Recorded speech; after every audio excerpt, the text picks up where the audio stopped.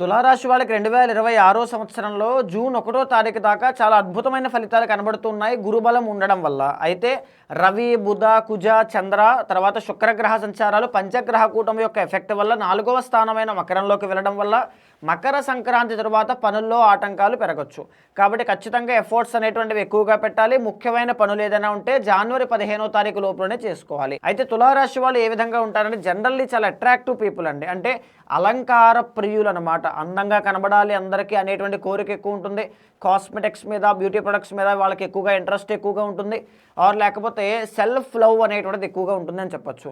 Even తులారాశి వాళ్ళు ఎక్కడున్నా సరే సెంటర్ ఆఫ్ అట్రాక్షన్గా నిలుస్తూ ఉంటారు. ఏ పని చేసినా చాలా అట్రాక్టివ్గా, స్టైలిష్గా, ఫ్యాషనబుల్గా, ఫ్యాషన్ని ప్యాషన్గా చేసుకున్నటువంటి రాశే తులారాశి అనమాట.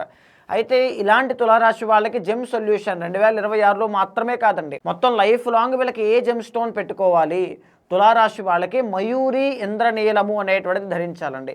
వీళ్ళకి 4th and 5th లార్డ్ ఎప్పుడైతే శని అవుతారో దీనివల్ల వీళ్ళకి రాజయోగము కానీ, టర్నింగ్ పాయింట్ కానీ, ఏదైనా ఆస్తులు కొనడం కానీ, సంతాన అభివృద్ధి, ప్రేమ వ్యవహారములు పంచమము కాబట్టి, తర్వాత ఏదైనా అడ్మినిస్ట్రేటివ్ స్కిల్స్ బిల్డ్ అవ్వడం కానీ ఏదైనా కావచ్చు, ఇండిపెండెంట్ నేచర్ కావచ్చు, ఇండివిజువల్ క్యారెక్టర్ కావచ్చు, మయూరి ఇంద్రనీలం వల్లే లభిస్తుంది.